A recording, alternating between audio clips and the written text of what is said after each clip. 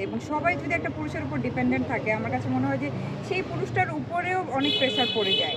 তো আমি বলবো যে সবাই যদি আমরা নিজ নিজ জায়গা থেকে আমরা সেলফ ডিপেন্ডেন্ট হই, তো আমার মনে হয় যে সবাই ওই যে 10 মিলে করি কাজ হারি দিতে নাহিলাজ, সবাই মিলে অনেক ভালো থাকা যায় এবং নিজের ইচ্ছাগুলো নিজের স্বপ্নগুলো নিজেই পূরণ করা যায়। সো আমার কাছে মনে হয় যে প্রতিটা নারীরই সেলফ ডিপেন্ডেন্ট হওয়া উচিত, কোনো কিছুর জন্য কারোর উপর ডিপেন্ডেন্ট না হওয়া উচিত যে আজকে আমার হাজব্যান্ড এটা দিল না আমি পেলাম না, আমার বাবা এটা করলো না আমি পেলাম না। না, আমি চাইলে আমি আমার শখ আল্লাহর স্বপ্ন সব কিছু পূরণ করতে পারি।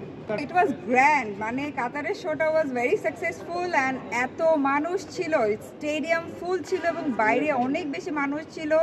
লিটারেলি আমাদের গাড়ি ভেঙে ফেলতেছিল অডিয়েন্সরা। এটাই আসলে অডিয়েন্সের ভালোবাসা অ্যান্ড আমাদের ব্লেসিংস। শাকিব ভাই আমরা সবাই একসাথে গ্রিন রুমে ছিলাম। People was crazy to meet him, to see him. তারপর সে যখন স্টেজে আসলো সবাই দুপুর আমার মনে আছে 6টা থেকে আমাদের প্রোগ্রাম শুরু হওয়ার কথা, বাট দুপুর 2টা থেকে পাবলিক এসে বসেছিল।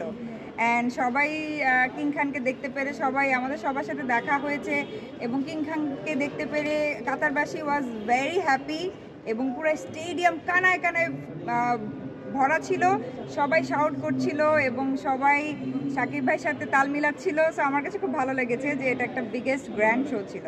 জায়েদ খানের সাথে তো দেখা হয়নি, জায়েদ খান তো দেশে নাই, অবশ্যই আমার বন্ধু, বাট সে এখন দেশে নাই। বাট হ্যাঁ, তার সাথে আমার হাই হ্যালো হয়, বন্ধু যেহেতু কুশল বিনিময় হয়। কতটা মিস করেন যদিও সে বাংলাদেশে নাই?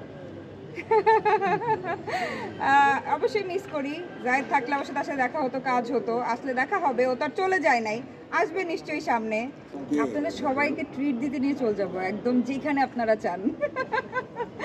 আসলে এটা আসলে আমার মনে হয় প্রত্যেকটা নায়িকারই কোশ্চেন যে আসলে কবে দেখবে।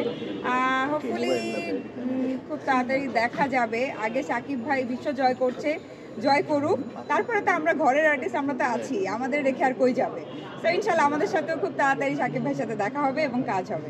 আসলে সামথিং নিউ সবাই করতে চায়, নতুন কিছু যেটা আগে করেনি, এবং এই একই ঘরানা থেকে বের হয়ে আমি চাই যে নতুন কিছু হোক।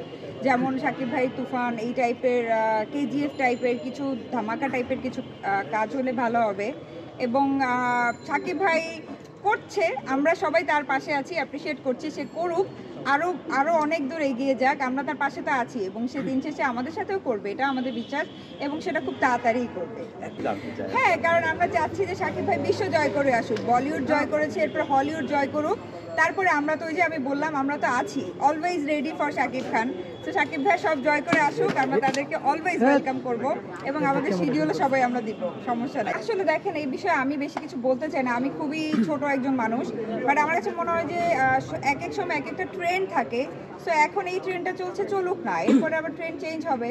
সো যে কোনো কিছুই এখন যেমন ভাইরাল ট্রেন্ড চলছে, তো এরকম এক একটা ট্রেন্ড থাকে, এটা আবার চলেও যায়। সো দিন শেষে আমরা কি করি, আমরা বাসা থেকে বের হয়ে যত জায়গায় যাই, দিন শেষে তো আমরা ঘরে ফিরি। সো একটা সময় সবাই দিন শেষে ঘরে ফিরবে। তো সবাই সবার মতো, সবার ডানা আছে, সবাই উড়ুক এবং পজিটিভ ওয়েতে আমি সবার জন্যই চাই যে সবাই ভালোভাবে কাজ করুক, সুন্দরভাবে কাজ করুক এবং ট্রেন্ড শেষ হয়ে গেলে আবার নতুন ট্রেন্ডও তো আসতে পারে। যে দেখা গেল যে শাকিব ভাই তার ঘরের আর্টিস্ট ছাড়া বা তার ইন্ডাস্ট্রি আর্টিস্ট ছাড়া অন্য কারোর সাথে কাজ করছে না, এরকমও তো হতে পারে।